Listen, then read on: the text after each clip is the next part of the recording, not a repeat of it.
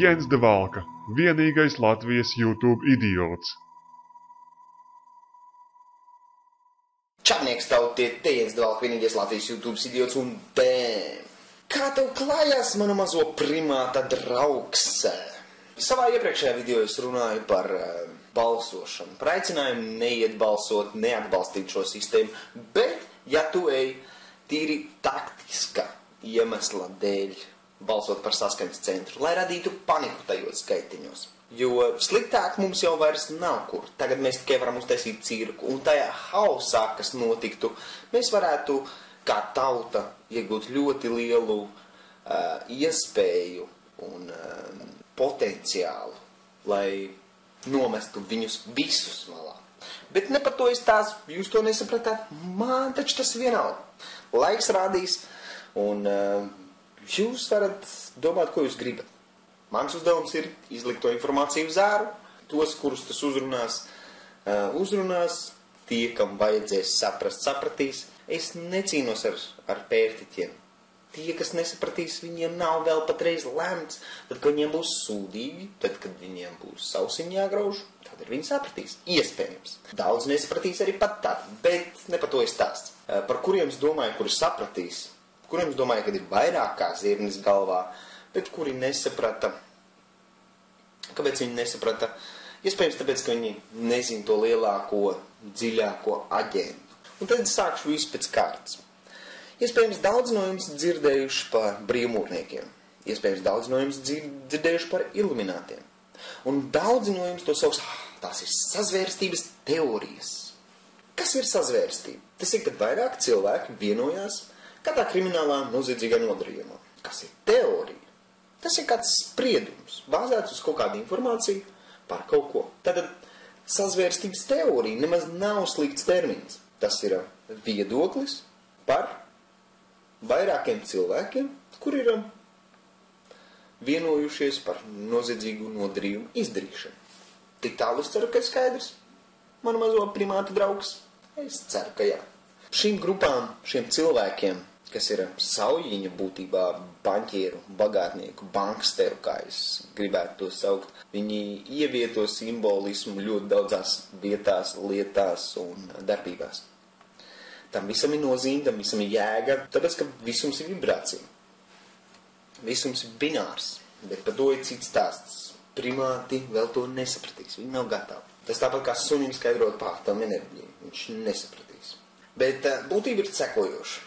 Vairāk mums no jums domās, labi, ka mēs dzīvojam tādā jaukā laikā, tādā demokrātijā, ka mēs nedzīvojam Romas laikos, ka mēs nedzīvojam feodālijos laikos, labi, ka mums nav karaļu un karalienes.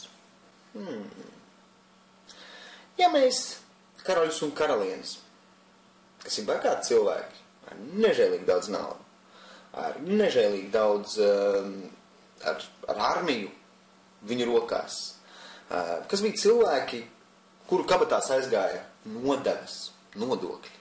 Ja mēs to pārfrāzējam pa baņķieriem, tad karaļi un karalienes nekur nav pazuduši. Viņi vēl joprojām ir. Bet tikai tagad, par cik visa pasaule modernizējās un progresē, arī karaļi vairs netiek saukt pa karaļiem, bet pa baņķieriem, bet pa biznesmeņiem, pa komerc uzņēmējiem, un tādā garā. Tas tā virspusēji. Protams, vēstures gaitā verdzība nav izturējusi tādā formā, kā viņa bija iepriekš. Un lai dišciltīgo slānis noturētu savu varu un savu noteikšanas spēju pār cilvēci, bija jādomā jauni mehānismi. Tā tika radīta demokrātija. Par demokrātiju moderno dienu verdzību es esmu runājis. Ja tu neesi par to dzirdējis, ja tev nav tas skaidrs, paskaties kādu no maniem iepriekšējiem video, papēti pa iluminātiem, brīvmūrniekiem, man tev nav viss jāliek uz paplātes un jābar mutē. Tie, kas gribēs, tie papētīs, bet centīšos turēt to īsi un fokusēt. Tad pasaules kontrole vienmēr ir bijusi pašu bagātāko cilvēku prātos. Kā varētu kontrolēt visu pasauli? Un liekas mums parastiem cilvēkiem nereāli. Kā to varētu izdarīt? Tas nav iespējams. Cilvēki taču to pamanītu. Vai ne? Pēdējā laikā tiek plānota un veikta varas centralizācija caur savienībām. Eiropas Savienība, tas tikai testa placis. Un ideja sekojuši. Daudz no jums būs ievērojuši, kas ir redzējuši dolāru zīmi. Iespējams, būs ievērojuši apakšā rakstīts Novus Ordo Seclorum, New World Order, jaunā pasaules kārtība. Daudz to sauc par jauno pasaules kārtību. Es to vēlos saukt par jaunās pasaules kārtību. Un kāpēc jaunās pasaules kārtība un nevis jaunā pasaules kārtība, tam ir ļoti liela nozīme. Tad, kad Amerika tika izlaupīta, atklāta, vietēji iedzīvotāji bija indiāņi, vispārējie tur bija laupītāji, kolonizatori, krimināļi, būtībā. Tā bija tā jaunā pasaule. Pēc tā modeļa, pēc tā izlaupīšanas modeļa, arī notiek šitas viss. Tāpēc ir pareizāk teikt nevis jaunā pasaules kārtība, bet jaunās pasaules kārtība. Jo tas ir viss pēc tā pamatprincipa. Tik tālu es ceru, ka tu kaut ko spēji saprast. Lai pakļautu pasaulē nozīmīgus notikumus savām vēlmēm, kas būtu jāizdara? Jāpakļauj visas pasaules, mehānismu savām iegribām. Kā to var izdarīt? Lielisks piemērs te būs NATO. Centralizēta militārā vara, kuras savienības aizsegā ir izveidot vienotu centrālā krimināļu armiju. Un tagad ar NATO palīdzību tiek karoti korporāciju kari dēļ resursiem, dēļ naftas vadiem un tā tālāk. Zem aizsega terorisms. Par terorismu, par teroristu var nosaukt jebkuru. Un tas ir lielisks iemesls. Tu esi terorists, bruksim iekšā jūsu valstī. Tas pierādījās Lībijā, tas bija Sīrijā, tas bija Irākā, tas bija Afganistānā. Tas notiek visur, un tas notiks vēl vairāk. Krievija tagad ir zaudējusi savus sabiedrotos. Visus, praktiski. Pat šiten pēdējais tracis. Ja tu esi kursā, ja tu neesi, es to atstāšu kā tādu jautājumu zīmi tev. Pat mūsu kaimiņu valstīs. Krievu vistuvākajiem, kulturāli vistuvākajiem kaimiņiem jau ar vēlmi iestāties Eiropas Savienībā un provocētiem, maksātiem protestiem. Tad Krievijas zaudēja savus sabiedrotos. Gudrākais, ko Latvija varētu darīt, ir izmantot to gadījumu. Pateikt, čau Eiropas Savienībai, mēs draudzēsimies ar kaimiņu, kuram kaut kas ir. Mums nav jums jādraudzēs. Jums nekā nav. Jums ir smirdīgs stulba valūta. Un te bija kaut kāds koments pie iepriekšējā video. Jā, Dombrovskis pacēla ekonomiku pa 3% un jārā. Kā tad tici vairāk tiem visiem cipariem tirlīgi? Man nav neviens jāapvaino. Ja tu gribi būt pērtīgs, es taču tev neaizliedzu. Uz priekšu. Novelc bikses, skraidi ar pliku pakaļ pa ielu, uzrāpies kādā kokā, pazauc savus vecākus atpakaļ uz mājām un turpin. Bet ne par to ir stāsts. Tātad, jā, vēl 10 gadus atpakaļ Eiropas Savienotās valstis bija kaut kas neiedomājams, un ja kāds iznāktu ar tādu terminu, tad viņš teikt, visi apkārtēji teikt, tu esi nojūdies, tu esi konspirāciju fanātiķis, idiots, muļķis, ko tu vispār saģēdzi. Tad tagad jau tas ir atklāti. Veidosim Eiropas Savienotās valstis. Es negribu kļūdīties, man liekas, 2015. bija, kad bezpilotniekus Eiropas Savienības teritorijā palaidīs. Gribēja arī veidot vienotu armiju, Briti bija pret, tikai laika jautājums, līdz to ieviesīs. Tātad iedomājies, ja tagad vairākas valsts atbild,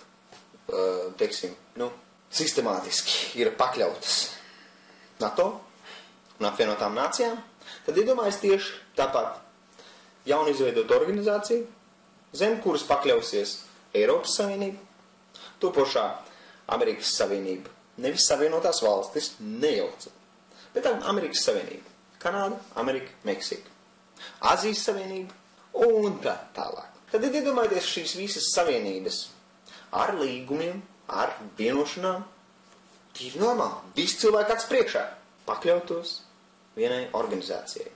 Mazus jautājumus savās mazās guberņās Latvija, Lietuva, Igaunija un tā tālāk jūs varētu risināt. Nekāda problēma. Bet liela un svarīga jautājuma tiks risināt tikai vienā vietā. Tieši tāpat kā tagad tas ir kopš iestāšanās Eirozonā banku sistēmā. Banku uzraudzība.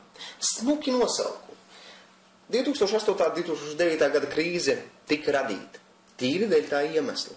lai paspiestu nācijas verdzībā, un lai viņas lūgtos, lūdzu, rada tā kā jaunu mehānismu, kas mums palīdzēs to visu izbeigt. Un jau sagatavoti plāni, mēs to radījām, mēs piedāvājam risinājumu, problem, reaction, solution. Es jau par to esmu runājis, un ļoti daudz no jums to ir palaiduši garām. Elementāra taktika. Problēma, reakcija, risinājums. Sākumā mēs izveidojam problēmu, 2008. gada krīze. Tad mēs sagaidām reakciju no cilvēkiem. Lūdzu, pasargājiet mūs kaut kā, lai nav tādas krīzes atkal. Un tad mēs piedāvājam jau savu risinājumu. Un tā vietā, lai mēs uzspiestu vienkārši savu risinājumu, no kura tauta varētu vēlēties atteikties, tad tagad jau tauta pati prasīs. Lieliski. Bet es, protams, esmu sazvērestību teoriju piekritējis, jo es neticu, kad tā ir normāla parādība, ka 10% cilvēki savā īpašumā tur 90% naudas, un 90% cilvēki savukārt savā īpašumā tur 10% naudas. Salīdzinājumam iedomājas kopmītnes. Iedomājieties, 10 kukuļus atnes uz kopmītni priekš 10 cilvēkiem. 9 cilvēki dabū 1 kukuli, un 1 cilvēks dabū 9. Jūs domājat, ka tur viss ir ar to kārtībā? Jūs tur neredzētu problēmu. Atvainojiet, ja es tur redzu problēmu. Tad man mazo primāta draugs, es ceru, ka tu padomās. Un tiem, kas nav kursā, es ieteiktu palasīt priekš iesākumu. Tā ir sazvērestību teoriju ābets, varētu teikt, pats pirmsākums. Jurija Lin zem Skorpiona zīmes. Diezgan garlaicīgi grāmata priekš manis jau. Es viņas sen apakaļ lasījis, bet tādiem prātiem, kas vēl ir zombiju stadijā, tas varētu kaut ko palīdzēt, es tā pieļauju. Vēl viena grāmata, kas jums varētu noderēt, visiem rusofobiem, kas varētu noderēt, Suvorom ledlauzs. Par to, kā Staļins izprovocēja Hitleru. Par to, kā Krievijā trenējās Hitlera militārie, jo viņiem bija aizliegts pēc Pirmā pasaules kara apmācīt militāros savā teritorijā ar noteikumiem un tā tālāk. Un varbūt šitā ir pirmā grāmata, ko jums vajadzētu izlasīt, un pēc tam Jurija Lin zem Skorpiona zīmes, jo Jurija Lin zem Skorpiona zīmes izstāsta, kā Ļeņins un būtībā visi Krievu vadoņi ir ar žīdu pakalpiņu. Un tas jums veidot kopējo bildi. Žēl, ka retais tikai to saprot, un žēl, ka retais tikai tam tic. Jo liekas, tas taču ir nereāli. Tad, kad jūs grauzīsiet sausiņus, tad jūs to atcerēsieties. Bet, kā es teicu, man, tiek dārgo primāta draugs, nav jāpārliecina. Es nestrīdos ar pērtiķiem, es varu parādīt viņam banānu, vai viņš gribēs viņu nolobīt un apēst. Tas jau ir viņa ziņām. Tā kā tas tā virspusēji. Es zinu, daudz šitās lietas zinās, daudz šitās lietas sapratīs. Un tīri tā iemesla dēļ, ka mūs tagad vēl Eiropas virzienā, mūsu vienīgā atbilde patreiz, kā mēs varam vinnēt laiku, lai atgūtu savu valstu atpakaļ, ir ļaut, lai Krievu puse nedaudz parāj uz sevi. Nē, esat emocionāli. Iedomājieties, ja saskaņas centrs vinnē. Te jau daudzi, kas, un tad pēc tam lopu vagonu un uz Sibīriju. Jūs tiešām esat dumi.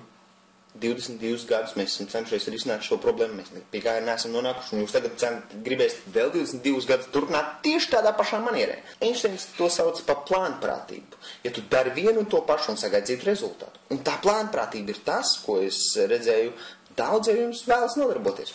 Lūdzu, manu primāta draugs, es tevi apsveicu. Es neteicu, ka te obligāti jābalso pa saskaņas centru. Es teicu, tā neiet balsot ne pa vienu. Bet ja jūs kaut vai, ja jūs gribat, ja jūs pa kādu balsojat, nu nobalsojat pa saskaņas centru. Kāpēc? Ne jau tāpēc, ka es viņus atbalstu. Ne jau tāpēc, ka man viņi interesē. Es pat nezinu, kur ir. Tur ir tāpat sarusīt. Ne par to iet runa. Iet runa par to, tas radītu paniku saimnes gaitiņos. Kāpēc tā panika ir izdevīga? Tāpēc, ka notiktu cīņas pie silas. Un tagad pāris Kremļa ielikteņi varētu vairāk dabūt deķu uz savu pusi. Tikmēr vecie buki dabūtu pārplānot visu savu stratēģiju. Viņi dabūtu domāt jaunas metodas. Tas ir lielisks laiks, tā ir lieliska laika amplitūda. Iedomājieties, mēs stāvam starp diviem dzirnakmeņiem. Mēs jau tagad esam pusvidū, bet jau esam tuvāk vienai pusē. Šāda situācija pavilktu mūs atpakaļ. Esot viduspunktā, tas ir, protams, risks. Mums var vai nu aizraukt atkal pretējā virzienā, vai nu atpakaļ tajā pašā, kurā mēs tagad ejam, jeb mēs kā tauta varam no primātiem evolvēt un virzīties tur, kur mums jāvirzās kā tautai.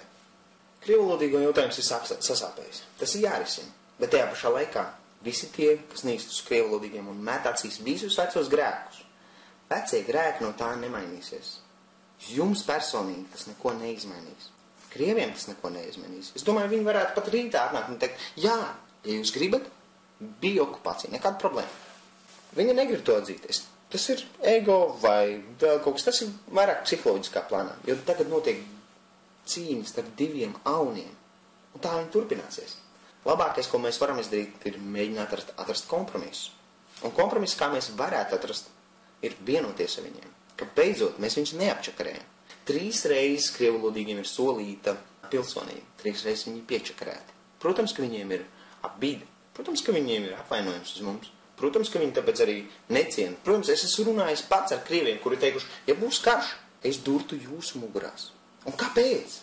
Man to nebija patīkami klausīties.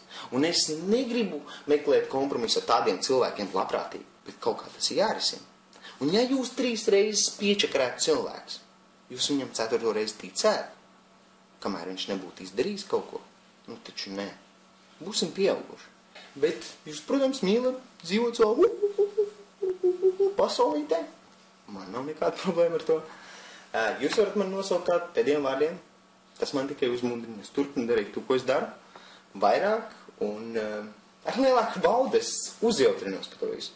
Un visi tie, kas zem šitā video cenšas likt īkšķus uz leju, neaizmirstat.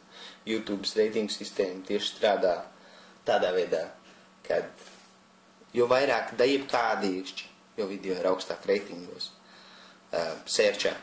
Tā kā paldies, ja jūs neatstātu īkšķi uz leju, ja būtu tikai īkšķi uz augšu, tas būtu uz zemākā rezultātā, zemāk sērčā parādītos kā, ka jūs nospiežat. Tā kā paldies, primāti, draugi, mani, mīļie. Es esmu jums pateicīgs. Heitojiet, lūdzu, vairāk, stiprāk, skaļāk. Bet nekādu personīgu aizvainojumu man nav pret jums. Es izklaidējos, es varu kaut ko rūpīgi jums iekniept, tāpēc, kad man patīk tas, kā jūs tur pa savu būri sākat lēkāt pa tiem zariem liekas un plujnīt tās lapas no kokiem. Tas ir interesanti. Žēl, ka jūs nesaprotat. Žēl, ka jūs neiedziļināties. Žēl, ka jūs paši vēl nepapētat.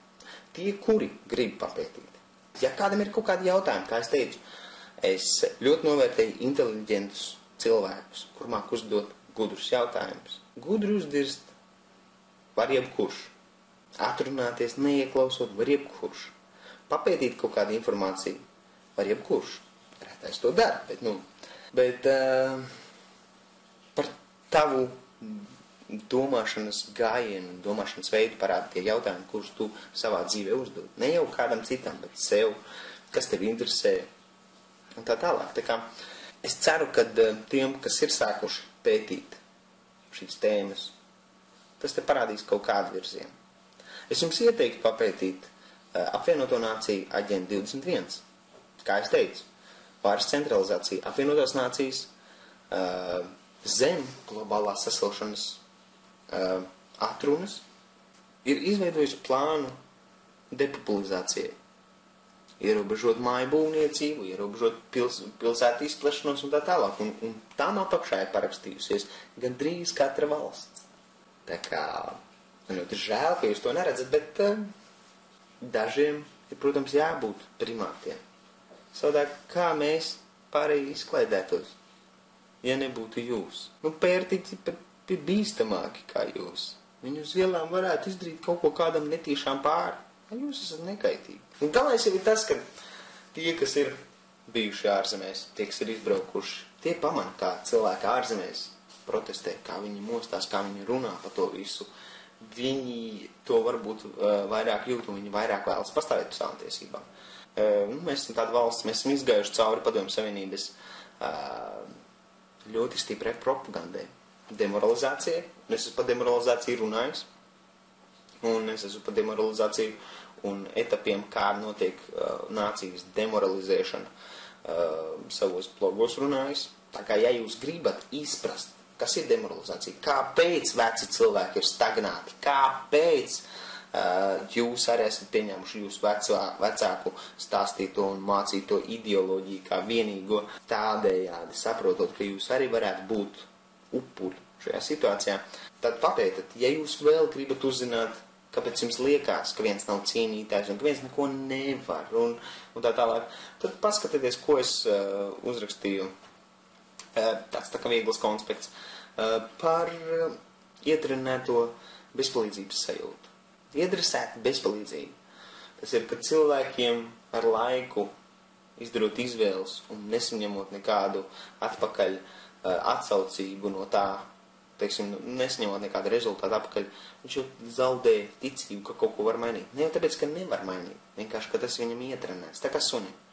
Iedomājieties, ja tu katru reizi pacelsi dēsu sunim un suns ries sagaidot, ka tu nometīsi, bet tu nemet, viņš paries vēlreiz, tu nemet, viņš pagriezīsies un aizies, tāpēc, ka viņš jau, ja tu nemet, tu nemetīsi, nekas taču nemainīsies. Tas jau nekas, ka viņš varētu iekost tev rokā kājā apēst tevi un vēl to dēsu, bet viņš ir pieredzis jau pie tās apziņas, ka viņš ir bezpalīdzīgs. Tā kā, jā, jūs mani mazie Pinokio un primāta draugi, veiksmīgi jums vakar, es gribēju tikai uztaisīt tādu vieglu updateitu. Un es ceru, ka pāris no tiem visiem cilvēkiem, es zinu, ka uz vienas rokas pirkstiem būs saskaitāmi cilvēki, kuriem tas interesēs un kuri tālāk papētīs. Tāpēc, kā jau es teicu, visi linki ir apakšbiksēs.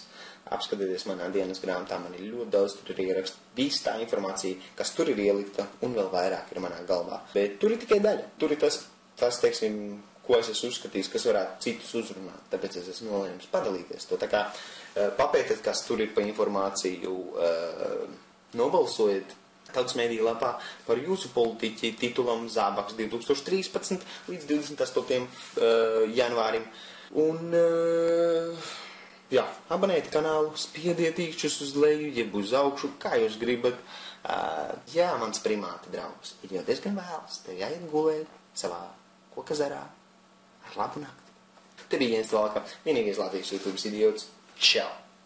Cik lielam pamuļķim tev ir jābūt, lai ticētu, ka šajā sistēmā, kurā eiro jautājumā parādīja viennozīmīgi, ka visi viņi ir uz vienu roku svarīgos jautājumos, jo tad mēs varam mainīt gan savu attieksmi, gan savu sadarbību, jeb nesadarbošanos ar šo sistēmu. Ko darīt tiem policistiem, kas būs sapratuši, ka tu esi tas kungs, kā viņiem rīkoties, kā viņiem darīt savu darbu? Vai Jānis? Jā. Šovakar jūtos ļoti apdraudēta, un tu man nepalīdzēji šķērsot ielu. Super. Es stāvēju ielas malā, un es vispār nesapratu, ko man darīt. Man asaras lija pār vaigiem. Ārprāt, tev teātri neaizsina? Tu kādēļ? Tu saproti, ka šā saruna ierakstās?